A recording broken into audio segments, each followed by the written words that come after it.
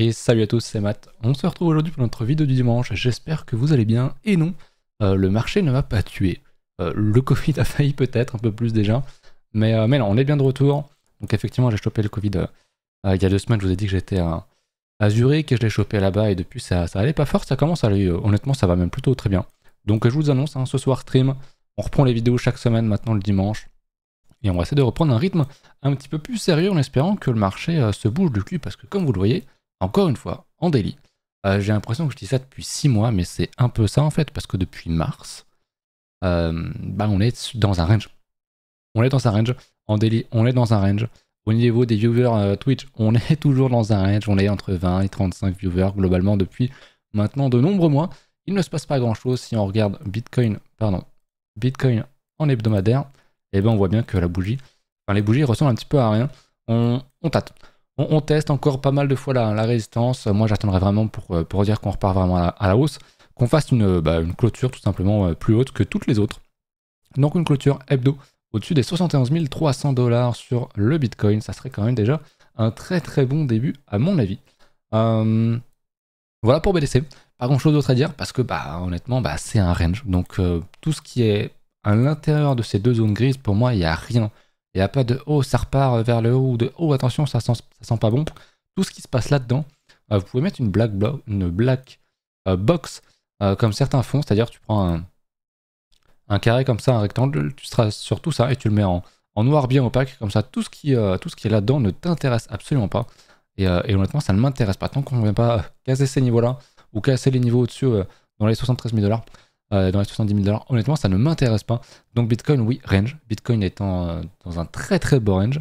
Malheureusement, il ne profite pas des marchés tradis. Déjà, il y a 2 semaines, j'en avais parlé, c'est toujours la même chose, malheureusement. On ira voir ça. On va aller voir ça tout de suite. On ira voir Ether et les alts juste après. Si on regarde déjà le dollar, qui se reprend un petit peu depuis 2 semaines, mais qui est quand même très très bas, qui est quand même dans la zone basse du range, donc c'est quand même quelque chose qui est très haussier pour les actifs à risque, mais effectivement il va falloir casser ce range. Je vais d'ailleurs retracer toutes ces choses. Hop, ça on va le dégager un petit peu. Je vais tracer un range beaucoup plus propre maintenant qu'on commence à aller un petit peu de tous les côtés, que je retrouve mes outils. Ça fait longtemps que je m'en suis pas servi. Donc moi je tracerai un range comme ceci sur le dollar, s'il veut bien. Je vais enlever ça. Hop, s'il veut bien se remettre, voilà. Donc on a borne basse, donc support, hein, et la borne haute de ce range qui sera tracé comme ceci pour ma part. Évidemment, je peux pas enlever ce truc là. Hop, je vais pouvoir enlever les déviations aussi, parce que maintenant c'est un range qui est quand même beaucoup plus propre. On va se mettre comme ceci, et un petit peu plus haut comme ça, voilà. Donc on a un beau range, tout ce qu'on a fait à l'intérieur, on peut le dégager. Et c'est quand même tout de suite beaucoup plus clair. On a un range donc pareil, tant qu'on ne casse pas ça, globalement ça ne nous intéresse pas. On va attendre. Je pense que Bitcoin bougera très clairement si on casse l'une de ces deux bornes, puisque globalement là-dedans il a fait autant il suivait le dollar, donc en sens inverse évidemment, autant des fois il faisait n'importe quoi. Donc ouais, tant qu'on est là-dedans, honnêtement c'est pas intéressant. Ça fait longtemps qu'on est dedans, ça fait janvier 2023. Mais écoutez, on n'a pas trop le choix. Il faut être patient. Par contre, les actions, eux, sont bien haussiers. Le SP est sur un nouvel ATH cette semaine, comme chaque semaine. On n'est pas étonné, ça fait un moment qu'on en parlait. Le Nasdaq s'apprête à faire un nouvel ATH. Et le DO, est lui aussi en ATH depuis un petit moment. On aurait aimé que notre Bitcoin ressemble à ça. Malheureusement, ce n'est pas le cas. Il est un petit peu plus laggy, ça va arriver, je pense. Il faut être patient. C'est vrai que ça commence à faire vraiment long. Honnêtement, je m'attendais peut-être pas à autant. Mais écoutez, on a tellement surperf sur BTC que c'est normal aussi de ralentir pour reprendre par la suite un peu plus tard, à mon avis. Voilà un petit peu pour BTC. Malheureusement, les marchés tradis. On attend voir un petit peu comment vont bouger les taux, même si la direction est donnée. Mais c'est pas encore fait de ce que j'ai compris. J'avoue, j'ai pas trop suivi. Je sais qu'il y a un ralentissement et qu'il y a même une baisse des taux. Mais combien de temps ça va durer? Est-ce que c'est juste un plancher? Est-ce qu'on va établir un range ou pas? Je sais pas trop et j'ai l'impression que le marché ne sait pas encore trop pour l'instant des dernières nouvelles que j'aime, tout simplement. Au niveau d'Ether, en hebdomadaire, c'est un petit peu pareil. Comme les autres semaines, on voit on avait une grosse zone ici qu'on avait cassée. On vient reprendre support et on a du mal à venir réintégrer la zone haute ici de ce gros range. On pourrait faire un range ici entre borne haute à 4000 $, et ben le basse à 2200. Donc voilà. Peut-être qu'on va former un petit double bottom ou un triple ou un je sais pas quoi, mais casser ce niveau-là serait vraiment bien. Hop, on va le décaler. Pour réintégrer et retrouver une dynamique haussière, mais j'ai l'impression que ça se fera pas avec un Bitcoin qui range. Vous savez qu'en général, quand un Bitcoin range, c'est souvent assez propice aux alts, en tout cas quand il est dans une tendance haussière, et qu'il s'apprête à casser à la hausse par la suite en général. C'est pas trop le cas pour l'instant. C'est vrai que c'est assez long, c'est assez compliqué. Mais très honnêtement, moi je serais vous, je mettrais une alarme. En tout cas sur Ether, comme voilà, le niveau est quand même assez proche. C'est pas un énorme effort, ça peut se faire en une semaine en soi. De venir chercher les 2800 $. Si on vient chercher les 2800 $, je pense qu'on va refaire pas mal de structures sur les alts. Et que peut-être Bitcoin s'apprêtera enfin à aller rechercher les cieux à nouveau. Au niveau de sa paire BTC. Ether BTC, on est sur des plus bas encore une fois. On est sur le niveau emprunt à la banque, hypothèque à la maison pour rigoler. Mais c'est un peu ça honnêtement. Voilà, si vous croyez à la season, pour moi c'est largement impossible. On a fait une bonne partie, mais je pense qu'il y aura une deuxième partie comme bien souvent. Et voilà, pour moi c'est achat d'alt. On ferme les yeux, on fait du DCA. Et ça devrait plutôt bien se passer, ça devrait être assez rémunérateur. Au niveau du total 3, donc de l'indice des alts, je le trouve assez propre le graphe. Je trouve que c'est un des propres les plus graphes. On avait la belle structure. On casse, on reteste la zone qu'on a fait ici. On tient bien sur les mèches. Maintenant c'est pareil, un petit peu comme à l'instar d'Ether, il faudrait un petit peu casser ces niveaux-là. Les 680, les 650, toute cette zone-là, pour moi il faudra vraiment la casser. D'ailleurs je vais la tracer. Hop. Pour moi il faut vraiment casser ça. Et quand on aura cassé ça, très clairement on repartira dans une tendance forte haussière. On aura une grosse impulsion haussière sur les alts, mais ce n'est pas fait. Ça peut encore prendre 6 mois. Comme on peut venir casser et rechercher les 400 et quelques. Je pense pas qu'on aille plus bas. Comme je l'avais dit, pour moi, si on réintègre les 440 et en dessous, là, si on passe sous les 400, honnêtement, ça sent vraiment pas bon. Mais le fait est que graphiquement, bah, c'est beau, c'est haussier. Voilà, on prend du temps, on reteste beaucoup le support, on a du mal à former et à structurer et à casser à la hausse. Mais une fois qu'on va casser à la hausse, quand on aura dépassé les 700 milliards ici, très clairement, je serai très haussier sur les alts et sur le marché de manière générale. Donc voilà ce que je regarde et honnêtement, on est sur ces niveaux depuis cet été encore une fois, même un petit peu avant avec avril. Donc ouais, c'est un peu un range de l'infini. Honnêtement, c'est vraiment long. Je pense qu'on a perdu énormément de monde sur ce marché. Ça se voit un petit peu partout sur les réseaux. Ça se voit sur les graphiques de toute façon. Il y a des gens qui commencent à ne plus trop y croire aussi, c'est normal. On savait qu'on allait passer par ce genre de phase et on y passe. Donc quelque part, c'est plutôt quelque chose de bon signe. Voilà un petit peu pour Ether pour les alts. Est-ce que j'ai d'autres choses à vous montrer? Je sais que oui. J'aurai un petit peu mes alts ici. J'avoue, j'ai rien trop regardé. Voilà, je sais que j'ai le APX, le AstroPPX qui pousse pas mal. Je sais que les mêmes coins reprennent un petit peu, donc c'est aussi de bon augure. On ira voir peut-être le Doge ou le Shiba après. Mais effectivement, lui n'a pas trop pris cher. Il est dans un range depuis, lui aussi depuis mars. Et il commence à structurer, il commence à faire un petit double bottom. Donc ouais, je me méfierais entre guillemets dans le bon sens du terme. Des alts qui sont en train de former des petits double bottom en hebdo. Très clairement à surveiller. Le Doge, je ne l'ai pas regardé depuis l'an 40, honnêtement. Ok, il a trouvé son retest. Et c'est pareil, il ressemble quand même beaucoup à Ether, bien sûr, on veut. Qu'il casse ce niveau-là, il a fait un petit double bottom, peut-être qu'il peut en faire maintenant un peu plus gros, quelque chose comme ça. Ça serait vraiment de très bonne augure également. Donc à suivre, le Doge est vraiment sympa. Je vais regarder quand même le Shiba. Bon, je suis peut-être un petit peu has-been avec mes mêmes coins, mais c'est historiquement, enfin surtout le Doge, le meilleur et les meilleurs qui sont souvent très bons en termes de tempo sur le marché. Le Shiba a retesté son niveau ici, donc très bien. On renvoie, on rejette plutôt bien à la hausse, donc c'est cool. Pareil, on a fait un petit double bottom ici. On rejette, on reprend appui sur les niveaux. Donc dans un monde idéal, on commence à faire ça. C'est pas improbable non plus. On est proche, voilà, on commence à créer pas mal de résistance et à les casser. Donc, où on s'apprêterait en tout cas à les casser, donc c'est une plutôt bonne chose. Et ce truc que j'avais dessiné là, a effectivement bien retesté. On est venu retester ce niveau-là. Alors après avoir cassé en février 2024, on est venu retester en août. Donc c'est vraiment pas mal. Honnêtement, on l'a fait, donc c'est cool. Moi, c'est vrai que c'est pas forcément une alt qui m'intéresse énormément, mais le retest est propre. Et des alts comme ça, il y en a quand même quelques-unes. Je voulais quand même faire un petit tour rapido sur ce qui était IA. On va regarder bien sûr le Tao qui est l'alt qui domine. Alors, on peut l'avoir normalement ailleurs, c'était sur Binance, sur Bitget, c'est pas trop mal. Où est-ce que je l'avais mon graphique moi? Peut-être sur Mex, Bitansor. Ouais, effectivement. On a quasi retesté l'ancien ATH, là il y avait même pas encore tout le graphique. Donc c'est vraiment très bien, on est venu chercher quand même les 165 $, on est déjà à 600, vraiment le boom c'est très très fort. Lui il a déjà fait sa structure, hein, son double bottom ou son range, sa résistance, tout ça qu'il a réaffranchi. Donc c'est une très bonne chose. Honnêtement, le Bitansor est extrêmement, extrêmement, extrêmement chaud. Si on revient retester ce niveau-là, le niveau des 370 $, pour moi, c'est quelque chose qu'il va falloir payer pour les plus retardataires. Moi, effectivement, je n'en veux pas. Je suis intéressé pardon, par plutôt les plus petites altes, mais il est quand même vraiment, vraiment, vraiment bien. Au niveau du BDP, on est un petit peu dans le gange. Ok. Qu'est-ce que je pourrais voir d'autre? J'avoue que j'ai plus trop regardé les altes.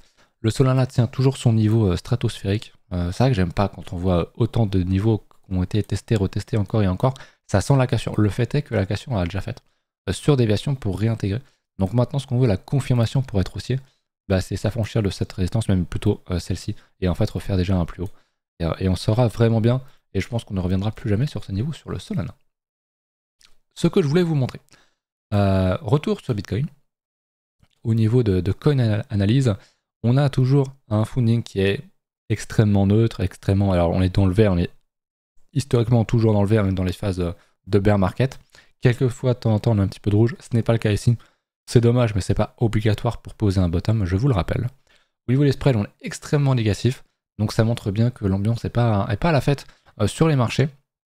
Les gens préfèrent vendre à un moins bon prix leur BTC, donc c'est plutôt bien. Il y a une pression quand même à la vente qui est assez intéressant. Au niveau du CBD, on ne fait qu'enchaîner à la baisse aussi, alors qu'on tient quand même plutôt des bons niveaux. Après, c'est de l'hebdomadaire, donc du daily, pardon. Donc le CBD, c'est mieux sur des plus petites unités de temps, mais c'est quand même assez intéressant à regarder, je trouve.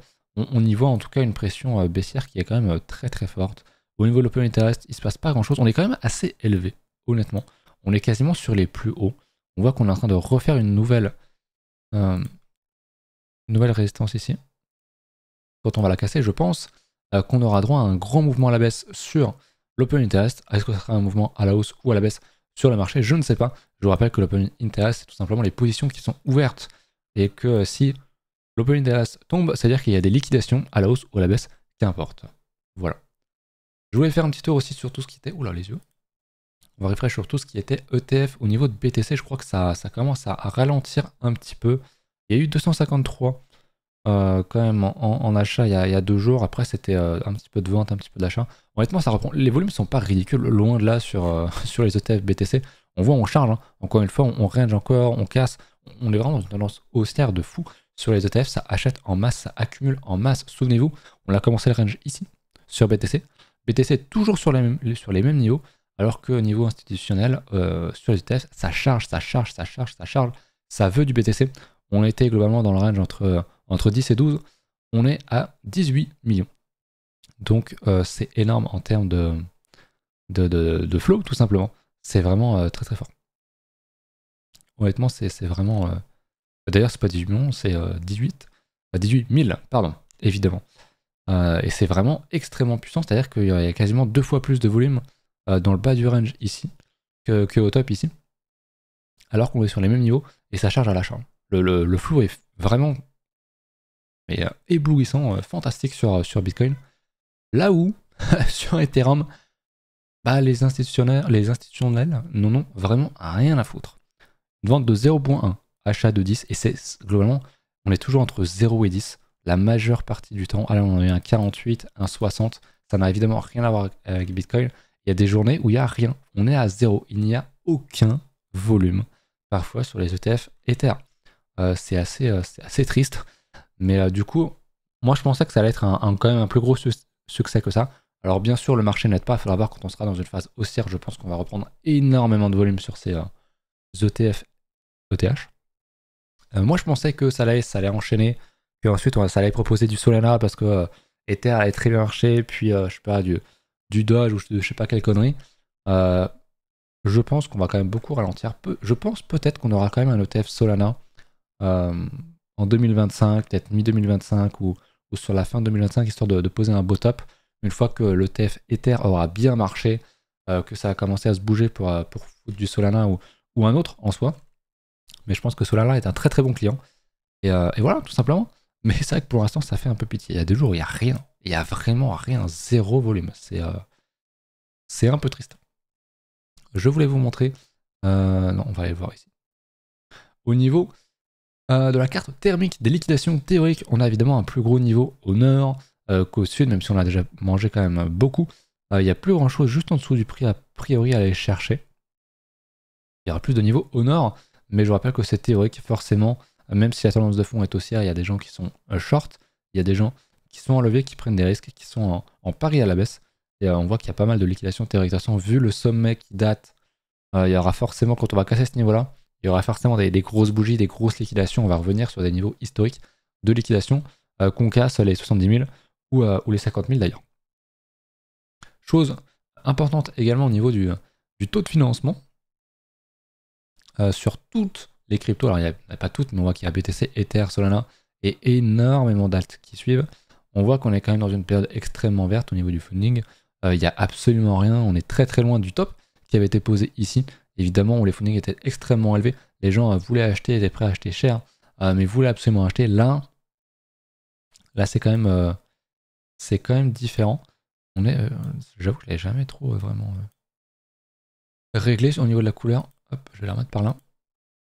Là, on est plutôt sur des couleurs froides, donc il y a un petit peu de funding négatif, mais globalement sur des fundings qui sont positifs, mais extrêmement plats. Vous voyez ce vert extrêmement plat. Donc ça montre aussi qu'il n'y a pas un grand intérêt dans le marché et que du coup c'est plutôt une bonne chose aussi. Il faut être patient, honnêtement, c'est le mot d'ordre, la patience. Ça va payer, moi je suis toujours sûr, alors on peut jamais être sûr à 100%, mais je pense qu'on aura encore de très très beaux jours, peut-être dès cette fin d'année, même en 2025 jusqu'à mi ou fin 2025, et qu'on aura des tendances encore haussières sur les alts, sur BTC. Donc il faut être patient, on est sur des bons niveaux, regardez bien vos alts, il y a sans doute de très bonnes choses qui sont en train de se préparer. Je regarde de temps en temps quelques-unes, voilà, le DIA a bien pété, c'est cool, je crois que j'en ai plus, mais, mais c'est quand même très bien. Et ouais, il y a pas mal d'alts qui sont, voilà, typiquement le Hightech, qui est en train de faire un double bottom, qu'on avait acheté à l'époque ici sur un très beau retest. Ici on reteste une bonne zone, il fait un double bottom, on est en train de retester. Pour moi c'est des choses qui s'achètent très largement. Bon, tout ça c'est du DCA, mais honnêtement il est très très bien.